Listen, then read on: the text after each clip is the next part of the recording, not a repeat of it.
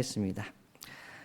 하나님 말씀 여호와의 유월절이라는 제목으로 하나님 말씀 함께 나누겠습니다.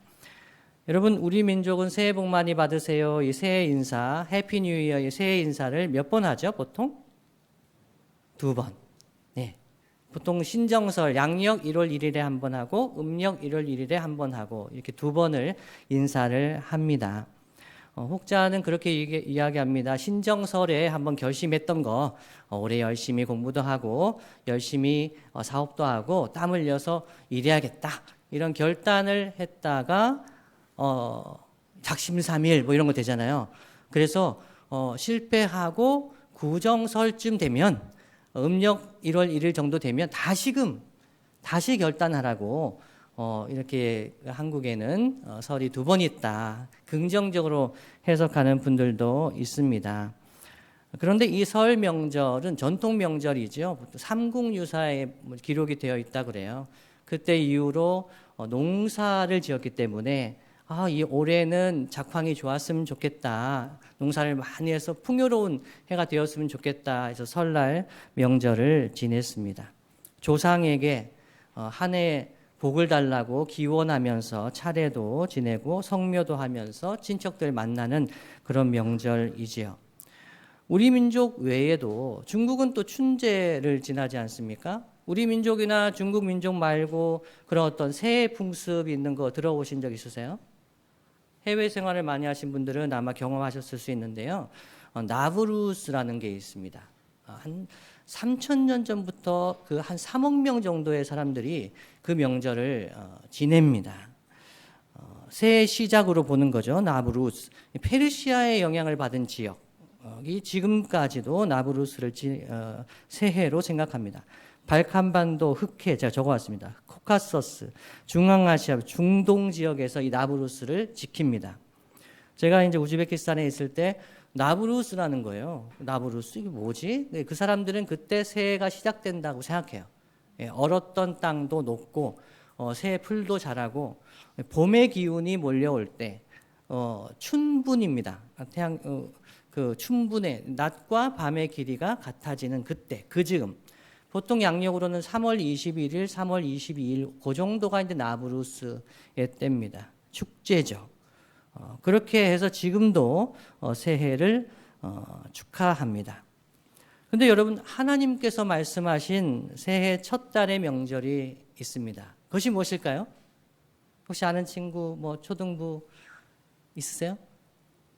하나님께서 말씀하신 새해 첫 달의 명절. 저는 보통 답을 드리고 질문을 합니다.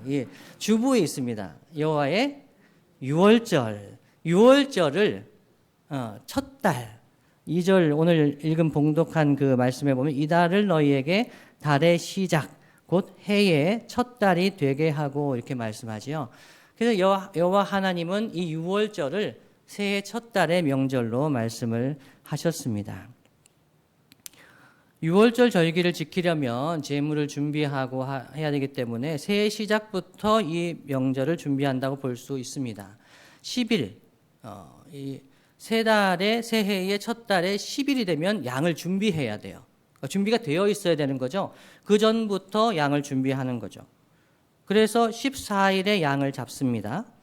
그리고 이 유월절을 지난 다음에 7일 동안 무교절 절기를 지켜요.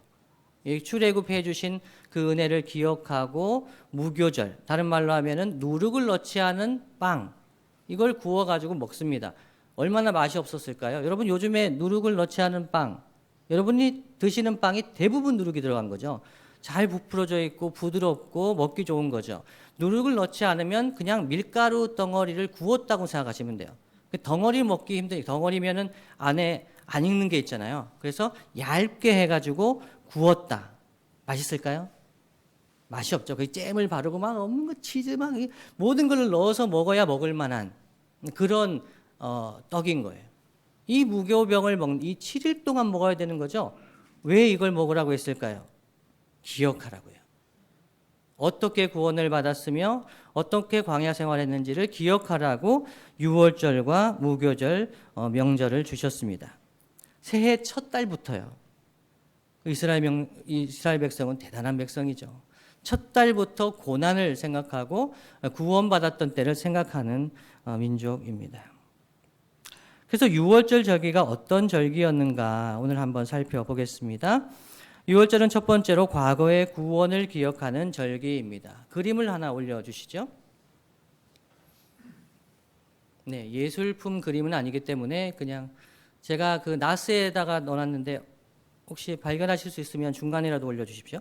그 유월절은 일단 하나님이 예고하셨어요. 네, 예고하셨습니다. 장자가 죽을 거야. 가축의 첫 새끼가 죽을 거야. 라고 예고를 하셨어요. 그래서 천사가 지나갑니다. 죄사자가 지나가요. 근데 어린 양의 피를 문설주 좌우임방에 어린 양의 피를 바르면 그 집은 지나갈 거다. 그 집은 죽지 않을 거야. 라고 미리 말씀을 해 주셨어요. 여러분, 만일에 여러분이라면 어떻게 하셨겠습니까? 모세를 통해서 하나님 백성 통해서 애굽 사람들도 다 들었어요. 몇 날 며칠에 그날이 되면 어린 양의 피가 좌우임방 문설주에 발린 집은 죽지 않고 그 피를 바르지 않으면 죽는다라고 하면 여러분 어떻게 하시겠어요? 1번. 그거 어렵습니까? 아니, 어린 양의 피 바르는 게 뭐 어렵습니까? 목사님, 저는 아직 닭도 안 잡아봤는데요. 양의 피를 무서워요? 아니요, 아빠가 다 잡아줄 거예요. 걱정하지 마시고. 그때는 다 집에서, 저희 어렸을 때는 집에서 닭도 잡았잖아요. 할머니는 어떻게 그렇게 잘 잡으시는지. 무섭지만 그거를 잡아가지고 피를 바르면 되잖아요. 뭐가 어렵습니까? 한번 그림을 보시죠. 작네요. 작아도 그림을 보시면은 이제 유대인 이스라엘 사람들 집이 있어요. 안에 사람들이 일상을 살아가죠. 피를 발라요. 거기 보면 애가 앞에서 빤히 보고 있는 거죠. 뭐 하는 짓인가. 그리고 오른쪽에 보면은 좋은 흰 옷을 입고, 저기 보면은 이게 표범인지 고양이, 그 가죽을 이렇게 다 걸친 귀족 같은 사람이죠. 보고 있는 거죠. 뭐 하는 짓인가. 알죠? 사람들은 다 알았어요. 저렇게 피를 바른 집은 죽음을 면하고 피를 바르지 않으면 장자가 죽을 거다. 알았어요. 여러분 같으면 피를 발랐겠습니까? 안 발랐겠습니까? 저는 이스라엘 사람이 아니었다고 해도 발랐을 거예요. 왜요? 어렵지 않잖아요. 바르면 살잖아요. 그런 일이 벌어지지 않는다고 해도 피를 바르는 게 뭐가 어렵겠어요? 유월절을 지키지 않았다는 것은, 이 피를 바르지 않았다는 것은 여호와 하나님을 믿지 않았다는 것을 의미합니다. 여호와가 하나님이 아니라고 생각한 거예요. 12절을 보시면, 여러분이 읽은 말씀의 12절을 보시면, 내가 그 밤에 애굽 땅에 두루 다니며 사람이나 짐승을 막론하고 애굽 땅에 있는 모든 처음 난 것을 다 치고 애굽의 모든 신을 내가 심판하리라. 나는 여호와라. 이렇게 말씀합니다. 그러니까 이 유월절은요, 이 초태생을 치는 것 이거 정도가 아니에요. 애굽의 모든 신에 대한 심판입니다. 그러니까 이 애굽의 모든 신을 믿는 사람은 여호와 하나님 말씀 순종하지를 않았어요. 아주 쉬운 것이에요. 피를 바르면 돼요. 그렇지만 그들은 생각했어요. 애굽의, 이집트의 태양신 파라오 훨씬 더 능력이 있다. 여호와 하나님, 야훼 하나님, 그가 누구길래 우리를 보호한다고 하느냐. 여호와 하나님을 믿지 않는 자는 피를 바르지 않았던 거죠. 좀 더 다르게 질문을 해볼게요. 이집트 사람이라도 피를 발랐으면 살았겠습니까? 죽었겠습니까? 살았겠죠. 이집트 사람이라도, 다른 이방 민족이라도 여호와 하나님 말씀이 맞다고 믿고 순종하면 살 수 있었어요. 그러나 이스라엘 사람이라도 여호와 하나님의 이 말씀, 어린 양의 피를 문설주와 좌우임방에 바르라, 이 말씀 순종하지 않으면 죽었던 거죠. 그래서 이 유월절을 그 이후에 지키라고 하신 것은 이스라엘 백성이 어떤 구원을 받았는가, 이스라엘 백성이 뛰어난 민족이기 때문에, 능력이 있었기 때문에, 이들이 이집트를 군사적으로 이겼기 때문에 출애굽한 것이 아니라 하나님의 능력의 구원을 경험했기 때문에 하나님의 그 구원을 의지하고 신뢰하며 여호와 하나님 편에 섰기 때문에 구원을 받았던 것을 기억하라고 하시는 것입니다. 두 번째는요, 이 이스라엘 이 유월절을 지키라고 하신 것은 이스라엘의 시작이 언약 공동체였다는 것을 기억하라는 말씀입니다. 출애굽기 12장 38절 말씀을 보시면 이렇게 증거합니다. 수많은 잡족과 양과 소와 심히 많은 가축이 그들과 함께 하였으며, 출애굽할 때 모습을 가리키는 설명하는 것입니다. 출애굽할 때에 이스라엘 사람만 출애굽한 것이 아니라 수많은 잡족도 함께 출애굽했습니다. 이 사람들은 어떤 사람들일까요? 여호와 하나님을 믿는 사람들이었습니다. 우리 하나님은 이스라엘 사람만 사랑하시고 구원하시는 하나님이 아니에요. 어렸을 때 성경을 읽을 때 그런 생각을 할 수가 있어요. 제가 오늘 가정주일이니까 좀 동영상을 보여주면 좋겠다. 우리 아이들도 있는데. 그래서 제가 동영상을 찾아봤어요. 찾아봤더니 뭐라고 얘기하냐면, 하나님이 이스라엘 사람은 사랑하셔서 구원하시려고 좌우에 문설주와 좌우 임방에 피를 바르라고 하셨고, 이집트 사람들한테 안 알려주신 것처럼 그렇게 영상을 만든 거예요. 이집트 사람들은 미워하시고 이스라엘 사람들은 사랑하셔서 구원하셨다. 이게 출애굽이라고 생각하는 거예요. 그러나 그렇지 않습니다. 성경에는 애굽 사람들, 이집트 사람에게도 구원 얻는 방법을 알려주셨어요. 수많은 잡족들한테도 말씀해 주셨어요. 그냥 그 하나님을 믿고 신뢰하고 따르면 구원받는 하나님의 가족, 언약 공동체 일원이 될 수 있다고 말씀해 주신 거예요. 그래서 수많은 잡족이 함께 출애굽을 했습니다. 그래서 이 유월절 이후에도 유월절을 지키라고 하실 때는 이방인들도 민수기 9장 14절 말씀에 보면, 만일 타국인이 유월절을 지키고자 하면 그렇게 하라고 말씀했어요. 민수기 말씀에. 왜요? 이스라엘 백성은 처음부터 언약 공동체거든요. 하나님의 약속을 믿는 사람들의 공동체예요. 그러니까 이방 사람들도 나 여호와 하나님을 믿고 싶어요. 나도 여호와 하나님의 백성이 되고 싶어요. 그러면 그때 너 유대인이니? 혈통을 묻지 않았다는 거예요. 이방인이라도 내가 여호와 하나님을 믿겠다고 하면 하나님 백성이 될 수 있었어요. 다윗 이후, 바벨론 포로기 이후 그 얘기가 아니에요. 민수기 때 이미 모세를 통해서 말씀해 주셨어요. 그래서 이스라엘 백성은 언약 공동체예요. 혈통의 공동체가 아니에요. 이것을 기억하는 절기가 유월절이었습니다. 나그네라도 이방인이라도 여호와 하나님을 믿는 사람이면 모두 다 지킬 수가 있었습니다. 민수기에 보면 또 재밌는 게 있어요. 부지 중에 이 시체를 만졌거나 부정하게 됐을 때 유월절 못 지킬 수 있잖아요. 첫 달 14일에 못 지킬 수 있잖아요. 그 얘기를 했어요. 그때 민수기 9장에 보면 그러면 한 달 뒤에 지킬 수 있게 했어요. 한 달 뒤에라도 이 유월절은 꼭 지키라는 거예요. 왜냐하면 이 이스라엘 백성, 하나님의 백성의 시작, 어떻게 구원을 받았는지, 어떤 언약 백성인지를 기억하기를 원하셨던 것이죠. 세 번째로는요, 유월절은요, 어린 양 예수 그리스도를 미리 보여주는 절기입니다. 유월절 어린 양, 이것은 예수 그리스도를 미리 보여주는, 예표하는 것입니다. 고린도전서 5장 7절 하반절에 우리의 유월절 양 곧 그리스도께서 희생되셨느니라 말씀했습니다. 사도 바울이 고린도 교회 편지 쓰는데 이 예수님이 그리스도께서 유월절 양이라고 말씀을 전한 거예요.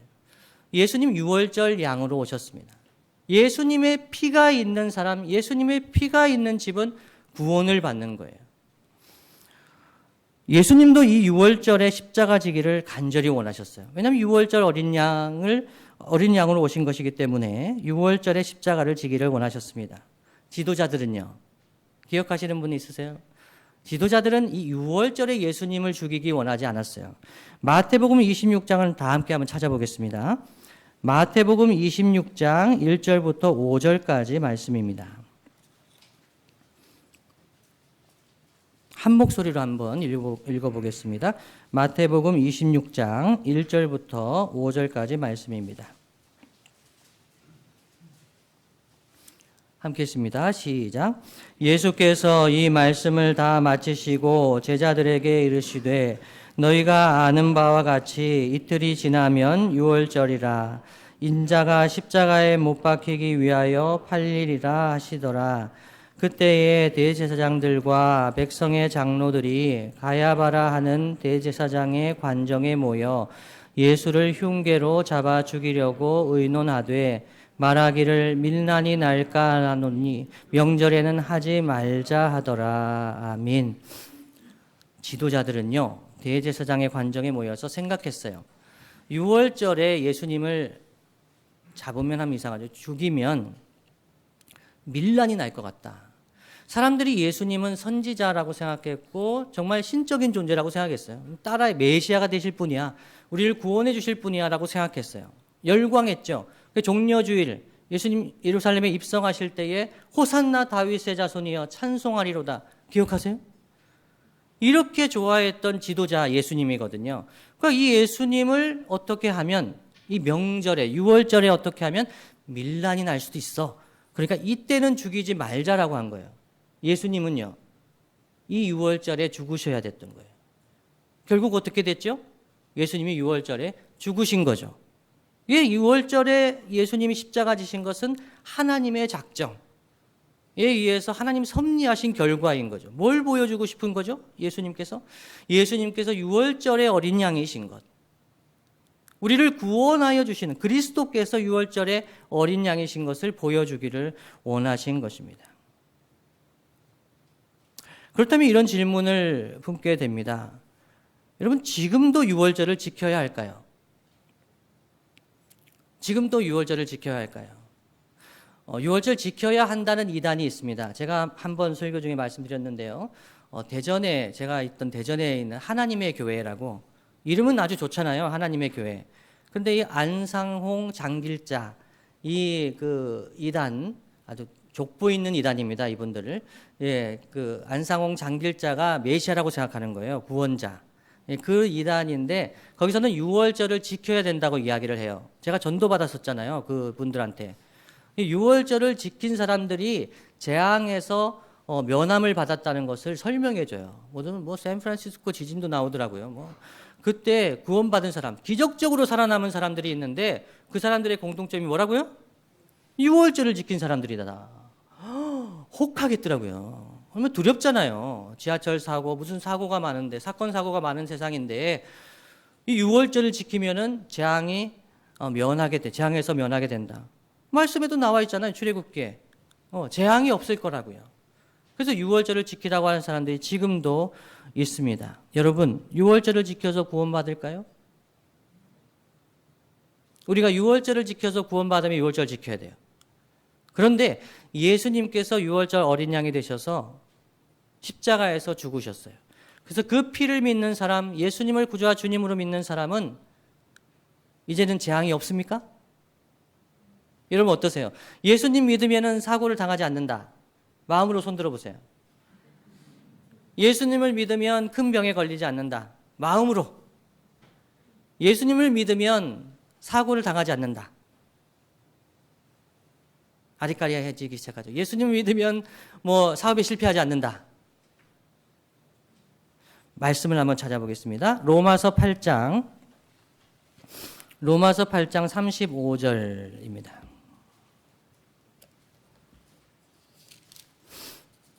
로마서 8장 35절부터 39절까지 말씀입니다.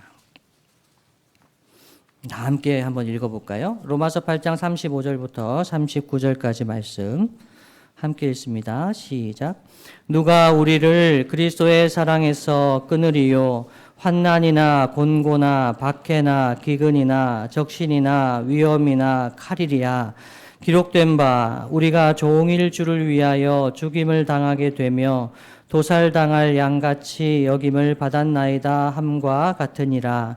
그러나 이 모든 일에 우리를 사랑하시는 이로 말미암아 우리가 넉넉히 이기느니라. 내가 확신하노니 사망이나 생명이나 천사들이나 권세자들이나 현재일이나 장래일이나 능력이나 높음이나 깊음이나 다른 어떤 피조물이라도 우리를 우리 주 그리스도 예수 안에 있는 하나님의 사랑에서 끊을 수 없으리라. 아멘. 아멘. 이 말씀 너무 길어서 다 읽지는 않았습니다만은 그 앞쪽에 보면 우리는 구원받은 자다. 하나님 우리를 의롭다 하셨다.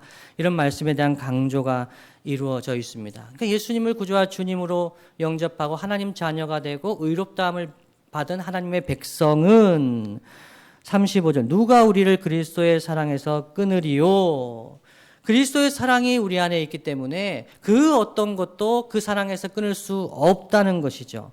그러면서 예를 듭니다. 환난이나 곤고나 박해나 기근이나 적신은 벌거벗게 된다는 거예요. 위험이나 칼이랴. 성경은요 이런 게 없다고 얘기하지 않아요. 예수님을 믿으면 이러한 재앙이나 환난이 없다고 얘기하지 않아요. 환난이 있을 수 있어요.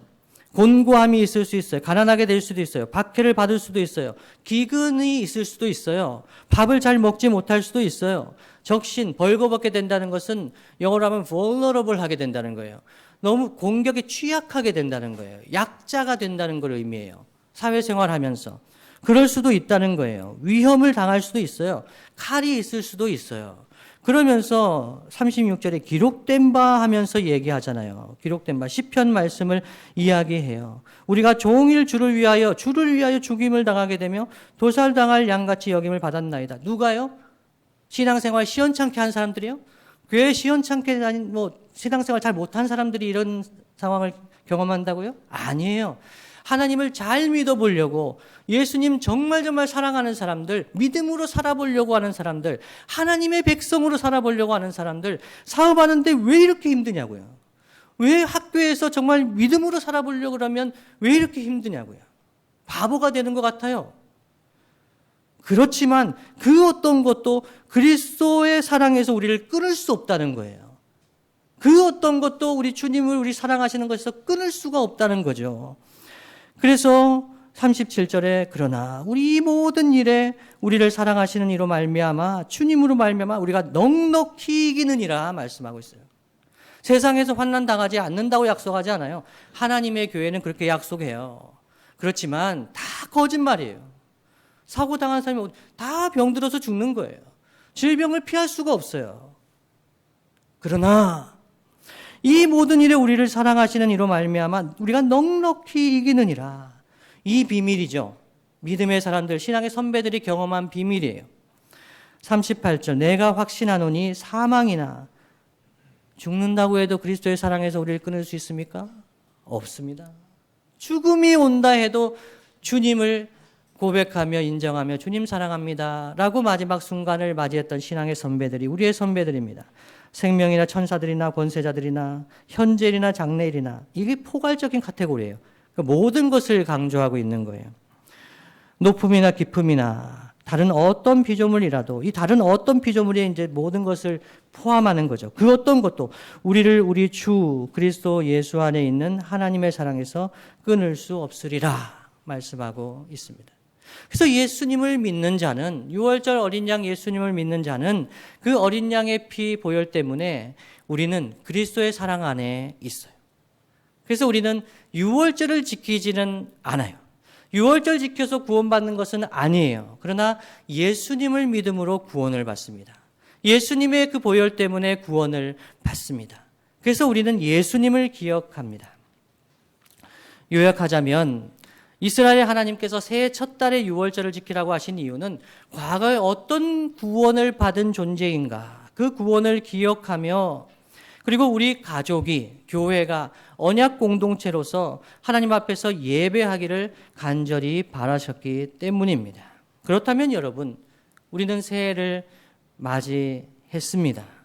새해 첫날 음력으로 새해 첫날 설날에 우리는 무엇을 하면 좋을까요? 첫째는 가족이 함께 모여 하나님 앞에 예배하는 전통을 세워가면 좋겠습니다. 이스라엘 백성은 6월절에 새해 첫 달에 함께 모여 예배했습니다.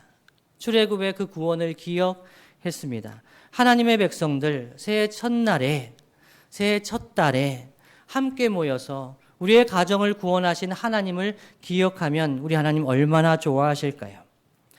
하나님을 알지 못한, 예수님을 알지 못하는 자들은 이 첫날 설날에 뭘 하죠?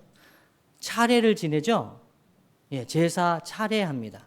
조상신에게 제사하죠? 왜 그럴까요? 이 한 해 동안 복을 달라고요. 제사를 합니다. 여러분 이렇게 살고 싶으세요? 조상신이 우리에게 복을 줍니까? 아니잖아요. 과학을 그렇게 믿고 합리적이라는 사람들도 설날에 제사하는 것이 미풍양속이래요.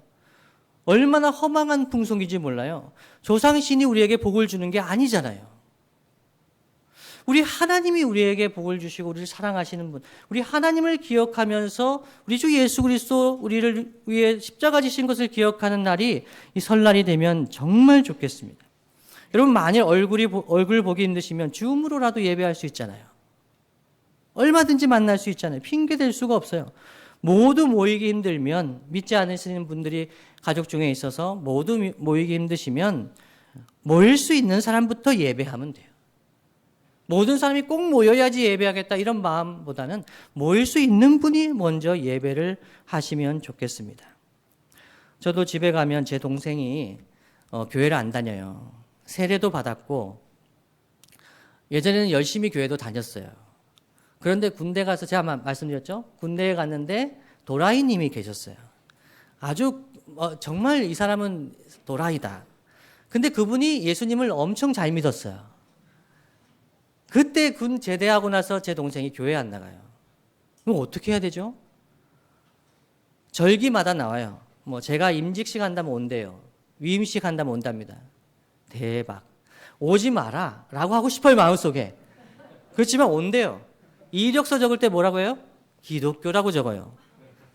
세례도 받았지. 기독교라고 적지. 얘는 예수님 믿는 애일까요? 죄송해요. 제 동생이에요.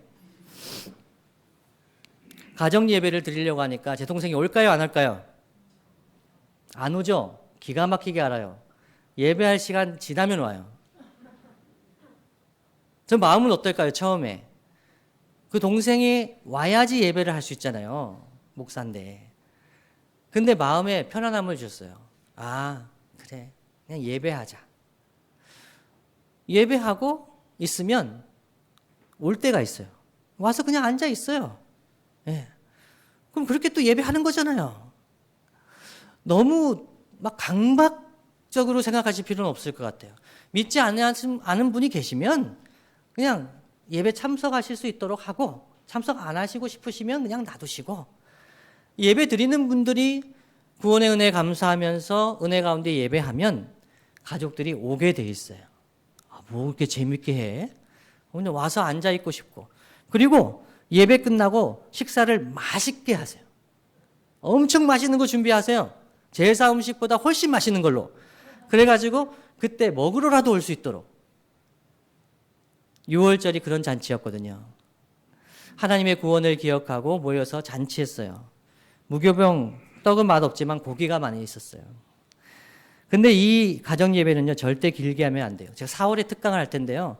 가정 예배 절대 길게 하지 마세요. 15분 넘어가면 안 돼요. 길게 하기 때문에 안 오는 거예요.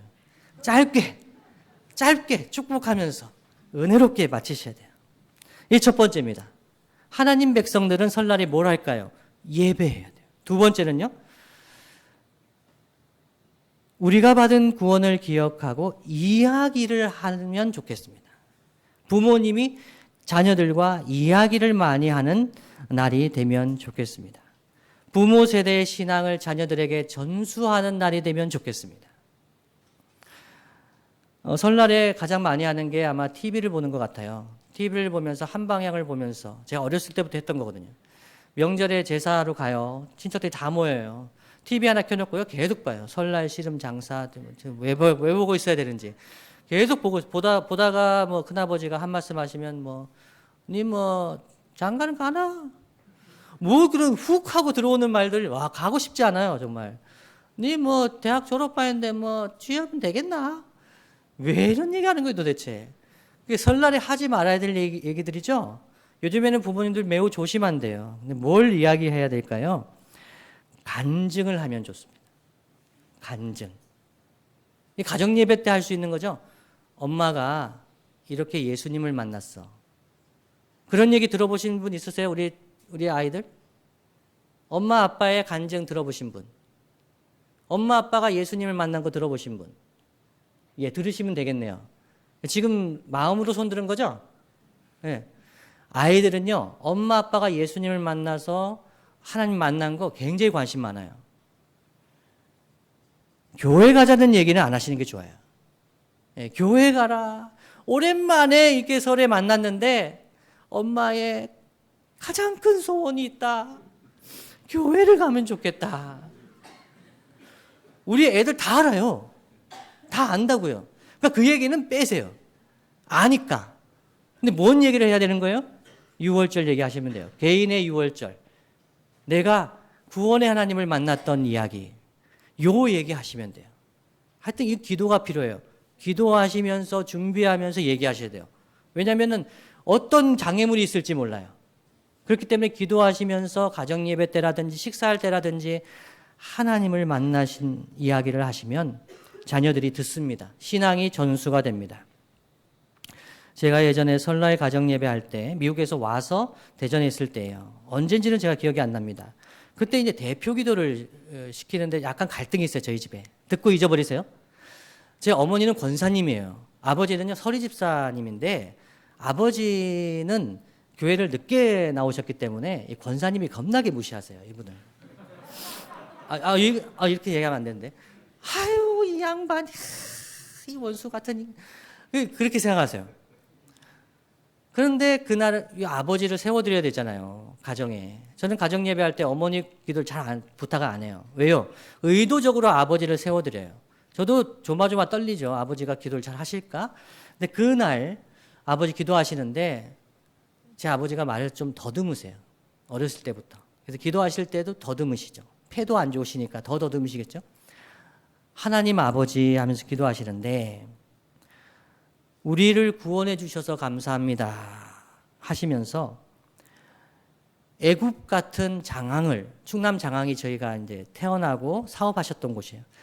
애굽 같은 장항을 떠나게 해 주셔서 감사합니다. 그 기도를 하시는 거예요. 사실은 이 장항은 충남 장항은요. 제 아버지 전성기를 보내신 곳이에요. 출장소 소장, 어마한 선구점집을 하시면서 출장소 소장을 하시면서 읍장 경찰 그냥 발로 찰 수 있는 사람이었어요. 아주 그냥 잘 나가실 때였어요. 근데 그 충남 장항에서 사업을 정리하시고 대전으로 오셨거든요. 근데 그것을 예수님을 믿으시면서 신앙생활 하시면서 이 장항을 떠나서 예수님을 믿게 된 것 정말 하나님의 은혜다라고 믿음으로 그때 기도하신 거예요. 제가 엄청나게 은혜를 받았어요. 우리 아버지 정말 구원 얻는 믿음이 있으시구나. 회개하셨구나. 우리 아들들한테 물어보면은 위험하니까 그때 그 기도 들은 기억이 있어요? 기억이 안 난대. 기억이 안 난대. 아들들은 그래서 기억이 안 나니까 어떻게 해야 되는 거예요? 반복해서 얘기해 줘야 돼요. 반복해서. 우리 할아버지가 어떤 믿음이 있으신지, 할머니가 우리 아버지 어머니가 어떤 믿음이 있는지 반복해서 이야기해 주셔야 돼요. 뭘 얘기하지 말라고요? 교회 가라는 얘기는 하지 마세요. 아니, 우리 목사님이 교회 가라고 하지 말라고 했어요. 교회 가라고 하지 말라고 했어요. 이런 얘기 하지 마시고. 핵심은 뭐예요? 그거 말고 더 해야 될 얘기가 있다는 거죠.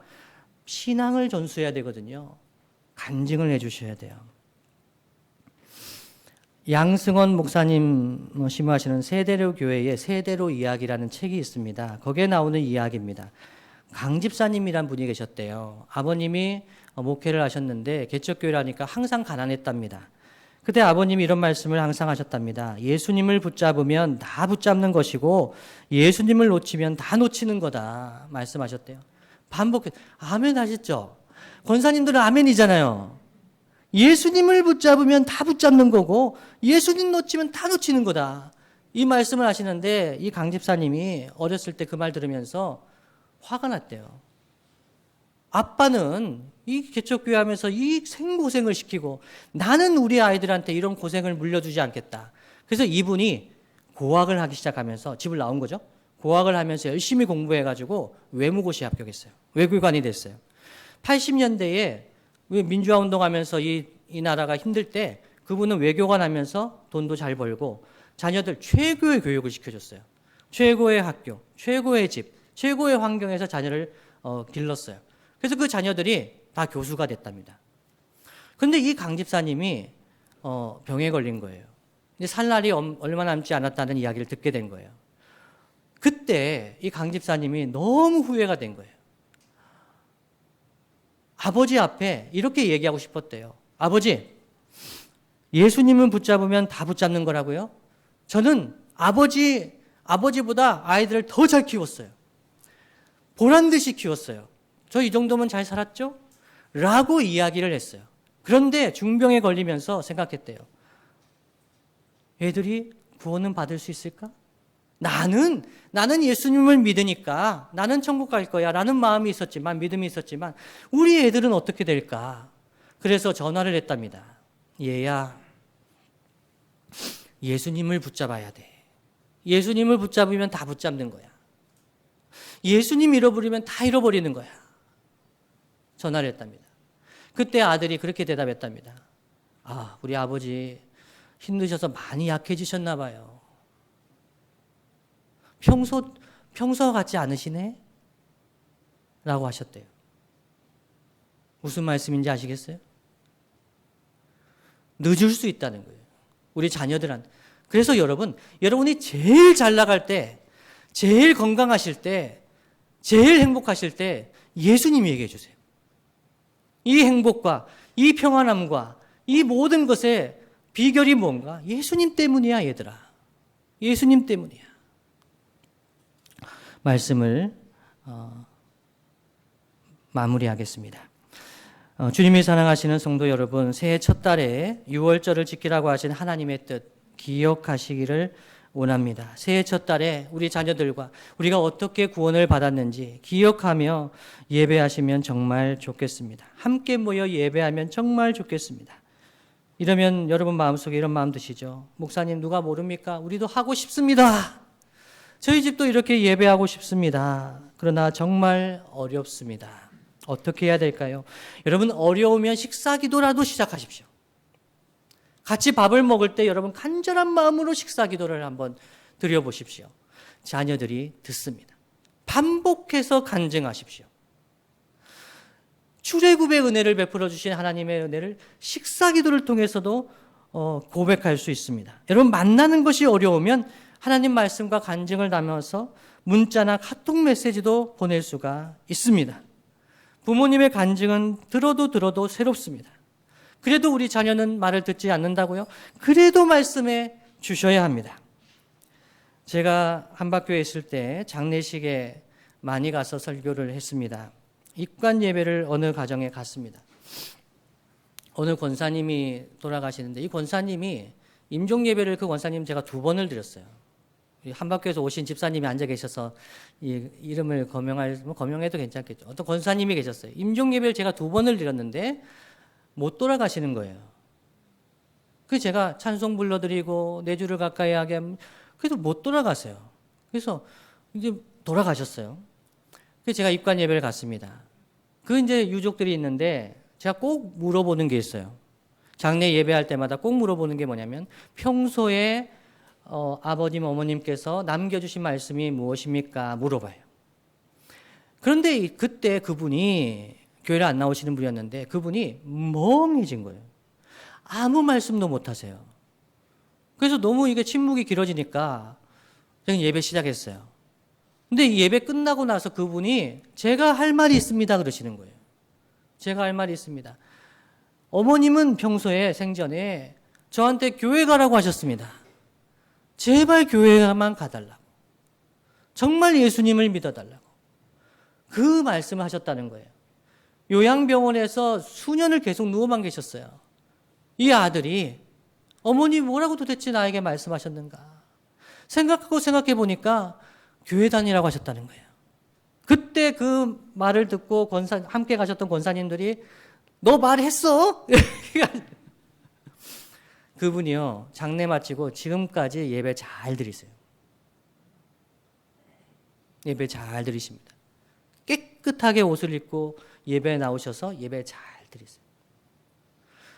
주님이 사랑하시는 성도 여러분, 우리 자녀들에게 뭘 얘기해 줄까요? 설날에 무엇을 해줄까요? 해외여행을 보내줄까요? 귀한 최고의 선물을 줄까요? 우리 자녀들에게 줄 수 있는 가장 소중한 것 있다면 신앙입니다. 믿음을 전수하는 귀한 믿음의 가정 되시기를 예수님의 이름으로 축복합니다. 다 함께 기도하시겠습니다.